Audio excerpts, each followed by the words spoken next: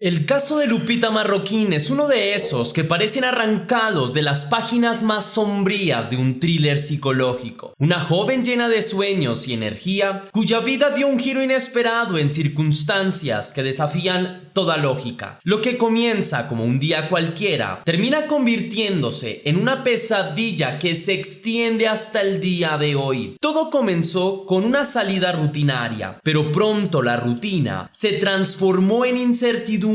Una familia que la esperaba nunca imaginó que la última vez que verían a Lupita sería bajo circunstancias tan misteriosas. Las respuestas parecían evaporarse, dejando solo una estela de preguntas que no encuentran descanso. Pero ¿qué pasó realmente esa noche? ¿Qué secretos oscuros se esconden en las horas previas a su desaparición?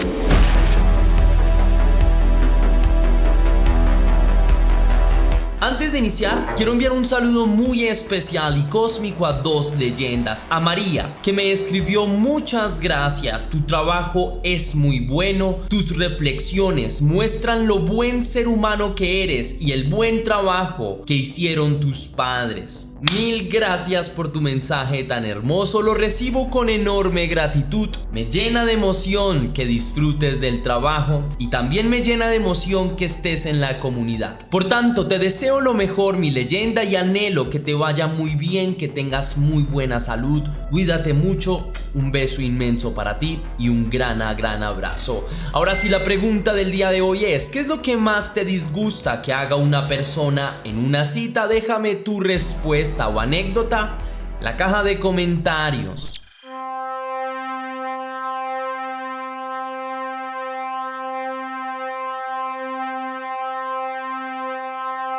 Liliana Guadalupe Marroquín, más conocida por sus amigos y seres queridos como Lupita, nació el 22 de junio de 2012 en Berriozábal, estado de Chiapas, en México. Desde su nacimiento, su vida estuvo condicionada por las limitaciones materiales y económicas de sus padres. En la familia de Lupita, la venta informal de dulces y plantas artesanales se convirtió en una tradición que conservaron por más de 5 generaciones. La familia entonces era de origen muy humilde, de clase trabajadora y sin comodidades económicas. Vivían del diario, sin grandes lujos y con la esperanza de que aquel trabajo algún día les permitiera encontrar una vida mejor. La infancia de Lupita se desarrolló en el barrio San Marcos, donde la vida de todos los niños y de todas las familias era más o menos la misma y donde las limitaciones económicas eran moneda corriente. Desde temprana edad, Lupita tomó conciencia de la situación en la que le tocó vivir y entendió el sacrificio que sus padres hacían para poder salir adelante. Cuando apenas era una niña, ofreció su apoyo al negocio familiar y empezó a salir junto a su madre, Rosa María Marroquín, su padre, Orso Marroquín, y sus hermanas a vender dulces en el centro de Tuxtla. Aunque la niña había iniciado esta actividad laboral desde muy pequeña, esto no impidió que asistiera al colegio. Sin embargo, cuando tenía 10 años y se encontraba en 4º grado de escuela, abandonó el colegio por diferentes problemas de lenguaje que le generaban vergüenza. Tras abandonar la escuela, la niña se decidió por completo a las ventas informales de dulces. Puesto que sus condiciones materiales eran tan limitadas, la niña veía como algo normal que apenas a sus 12 años tuviera que trabajar, y lo hacía con bastante entusiasmo. Para el año 2022, la naturaleza del trabajo cambió sustancialmente, pues la salud de Rosa María empezó a deteriorarse a causa de problemas con la hipertensión que más tarde degeneraron en diabetes. Ante este inesperado problema que aquejó su salud,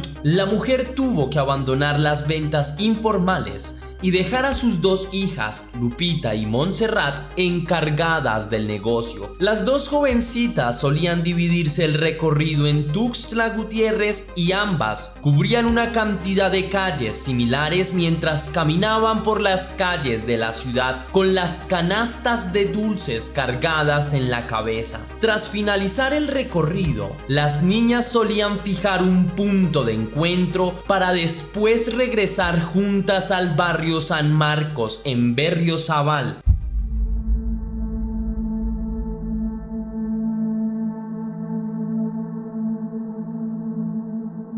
La mañana del sábado 19 de octubre de 2024, Montserrat y Lupita tomaron el autobús en San Marcos que las trasladaba hasta la ciudad de Tuxtla Gutiérrez. El recorrido consta de 24 kilómetros y a lo largo del trayecto, las dos jovencitas vieron desfilar ante sus ojos los paisajes familiares que tantas otras veces habían visto. Al llegar a su destino, las dos niñas fijaron el punto de encuentro y se dividieron las calles que cada una tenía que recorrer. Aquel día todo cambiaría para Montserrat y toda su familia. El lugar de encuentro fijado era un punto de venta de tacos ubicado cerca del paradero de bus que las llevaba hasta San Marcos.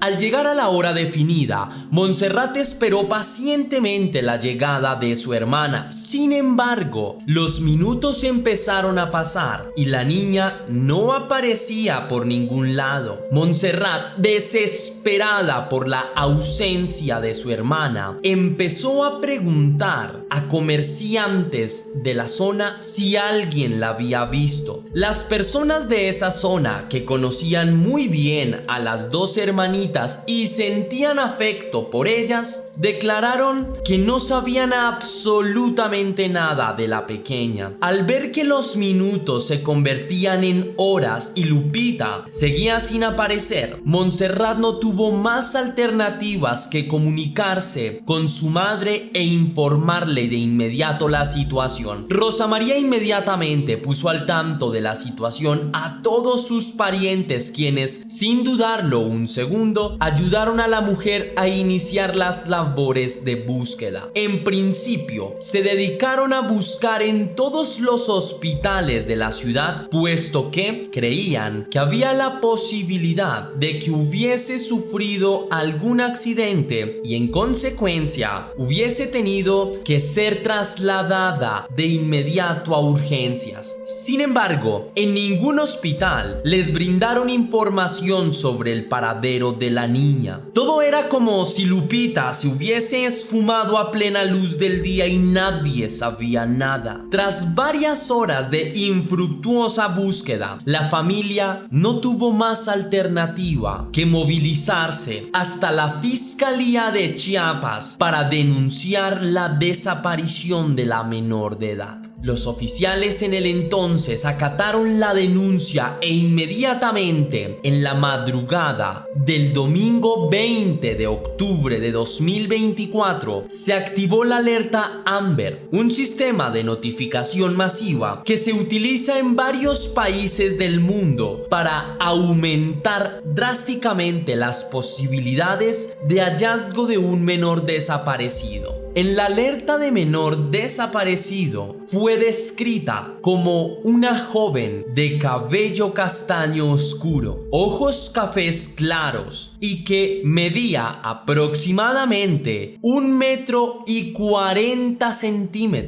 La alerta de persona desaparecida también se difundió a través de las redes sociales. La familia, en las publicaciones, solicitó ayuda a la comunidad para lograr dar con el paradero de la pequeña lo más antes posible.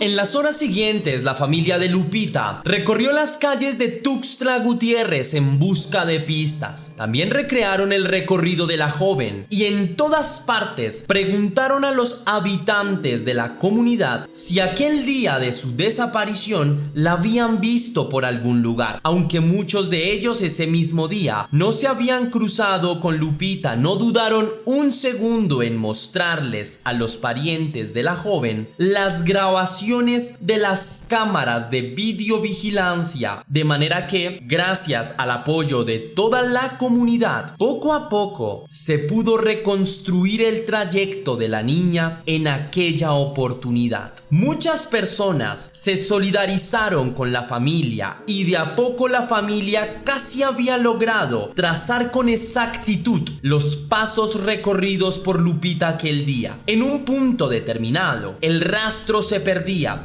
por lo que la familia identificó una pequeña parte del recorrido como el posible punto en el que la niña desapareció. La familia identificó una casa en la que había una cámara que muy probablemente habría captado la desaparición de la niña, pero cuando se acercaron a aquella casa para solicitar amablemente las grabaciones, quienes vivían allí se negaron rotundamente, hecho que no dejó de pasar desapercibido ante los ojos de nadie, ni siquiera de las propias autoridades en el caso, pues era sumamente sospechoso que las personas que vivían allí no quisieran brindar información sobre una niña desaparecida. En particular, quien más se había mostrado reacio y hasta grosero con los familiares de Lupita fue un hombre llamado Víctor José Carrera Mayor. Naturalmente, la familia de la joven y las autoridades se interesaron mucho en aquel hombre, por lo que empezaron a preguntar a los vecinos qué tipo de comportamiento tenía aquel hombre y si alguna vez había protagonizado algún evento en particular. El testimonio de los vecinos fue que aquel sujeto era una persona poco grata. A menudo se mostraba grosero con la gente y tenía una fama de ser bastante extraño. Esto levantó todavía más sospechas sobre el hombre. En consecuencia, las autoridades empezaron a revisar sus antecedentes legales.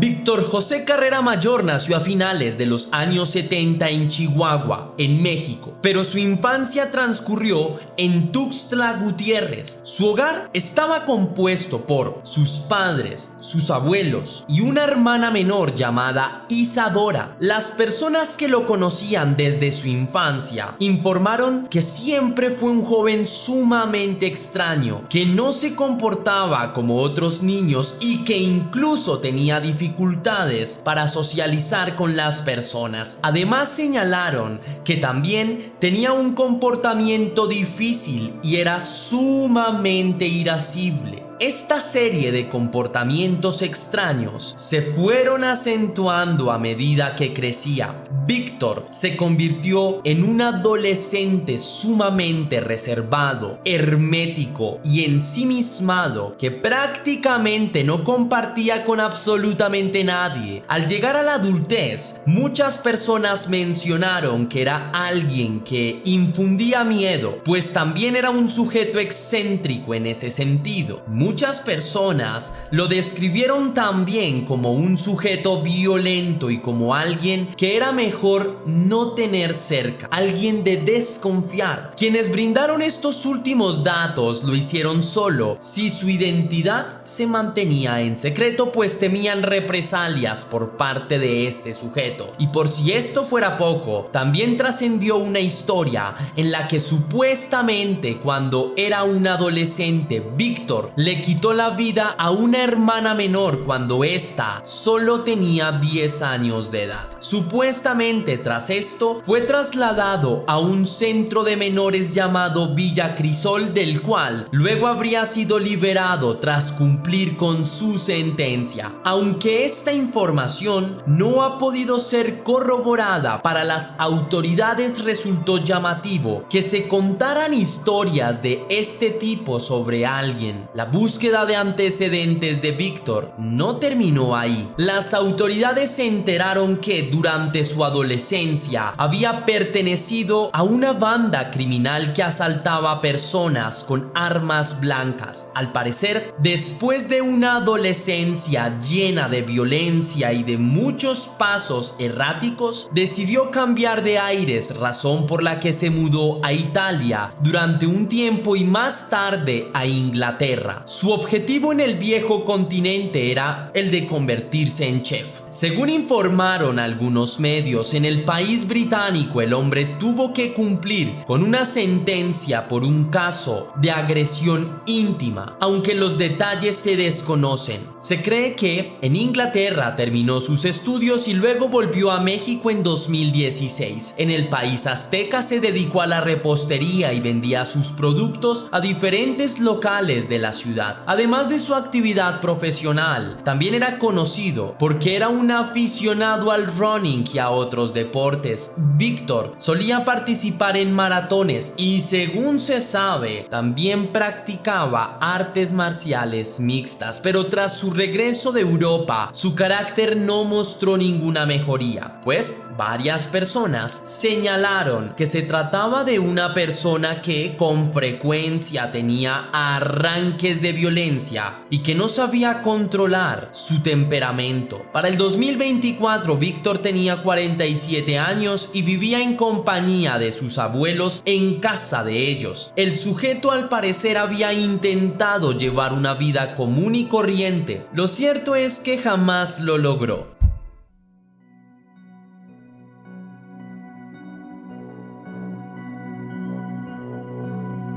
Con esta información recopilada, las autoridades esperaban obtener una orden para allanar la casa del sospechoso. Entretanto, durante las noches del 21 y 22 de octubre, la familia de Lupita vigiló la casa del sujeto, pues para ellos no había lugar a dudas. Aquel extraño sujeto tenía algo que ver con la desaparición de la niña. El 21 de octubre, en determinado momento del día, la familia de la joven vio como Víctor salió de la vivienda y se deshizo de un colchón y de varias cubetas. Paradójicamente, nadie pensó que tal vez el hombre podía estar deshaciéndose de evidencia importante y no dieron importancia a aquel evento. El 22 de octubre, las autoridades finalmente obtuvieron las imágenes de video de aquella cámara y confirmaron que la niña había entrado en la calle, pero no había salido. Al día siguiente obtuvieron una orden para allanar la casa de los abuelos de Víctor. Ese día, mientras las autoridades registraban la casa, todos los integrantes abandonaron el lugar. Luego de varias horas de búsqueda, los oficiales encontraron un cuerpo semienterrado en el patio. La familia que estaba presente en el lugar confirmó que se trataba de Lupita. El dolor que le produjo este fatal hallazgo es indescriptible, pues la familia Marroquín tenía esperanzas de que la niña aún estuviera con vida. Tras esto, el cuerpo fue enviado a medicina forense para que allí se le practicaran todos los exámenes de rigor. Los resultados arrojaron que Lupita había sido abusada íntimamente y que le habían arrebatado la vida con un corte en la garganta. Al día siguiente se llevó a cabo el funeral de la niña, que tuvo lugar en la casa donde había crecido. Cientos de personas asistieron a la ceremonia y exigieron que se encontrara al culpable de este abominable acto. Tras el hallazgo del cuerpo, las autoridades inmediatamente emitieron una orden de captura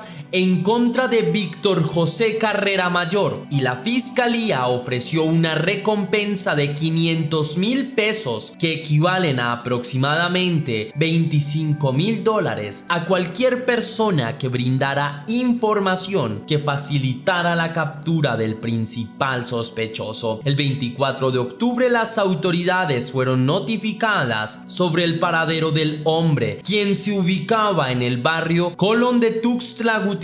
No obstante, el sujeto logró evadirse de las autoridades. Durante los días siguientes, los operativos de búsqueda se intensificaron. El 27 de octubre de 2024, las autoridades recibieron información de que Cabrera Mayor había sido visto en el club residencial La Vista antes siquiera de que se pudieran movilizar hasta ese lugar. Un par de agentes inmobiliarios que iban a mostrar la vivienda modelo a uno de los potenciales compradores notificaron que habían encontrado un cuerpo sin vida en el segundo piso de la casa. El cuerpo fue trasladado de forma inmediata a medicina forense. Allí una mujer que se identificó como la expareja del hombre confirmó que se trataba de Víctor José Carrera Mayor. Esta información llegó rápidamente a los medios de comunicación, quienes difundieron los acontecimientos inmediatamente. Por su parte, tanto la familia de Lupita como gran parte de la comunidad que estaba siguiendo el caso se mostraron incrédulos ante el hallazgo. La familia Marroquín exigió que se publicaran imágenes del cuerpo o que se difundieran los resultados de los exámenes forenses para corroborar que aquel cuerpo perteneciera al sospechoso. Algunos internautas se atrevieron a teorizar que Cabrera Mayor había escapado y que las autoridades lo estaban encubriendo. A día de hoy, el caso no ha avanzado de manera significativa. La familia de la niña exige que se haga justicia y que se expongan todos los detalles del caso, pues para ellos todavía hay mucho por lo que hay que investigar y hay muchos cabos sueltos. Es indudable que este es uno de los muchos casos que demuestran que este sistema no es apto para proteger la vida de los niños. Si te gustó la investigación de este caso, mi querida leyenda, déjame saber con tu misterioso like. Si quieres y si puedes hacer una pequeña donación para la producción de Test Misterios, estaré enormemente agradecido. Lo puedes hacer de dos formas distintas. La primera con el botón de super gracias que se ubica allá abajo, justo al lado del botón compartir, o también vía PayPal, ya que tienes el link en la descripción y en el comentario fijado. Si lo haces de cualquiera de estas dos maneras, recibirás un agradecimiento personalizado y un saludo de mi parte para un próximo video. Recuerda seguirme en mi página de Facebook, Test Misterios y Test Misterios 2, también en mis cuentas de Instagram. Soy Test Misterios, donde subo casos criminales, y Test Misterios, donde subo un poco más de mi vida personal, por si es de tu interés. Ahora sí, sin más que añadir por hoy, mi querida leyenda, recuerda que las dudas te acompañan, que somos misterio y que tú y yo nos vemos en un próximo caso.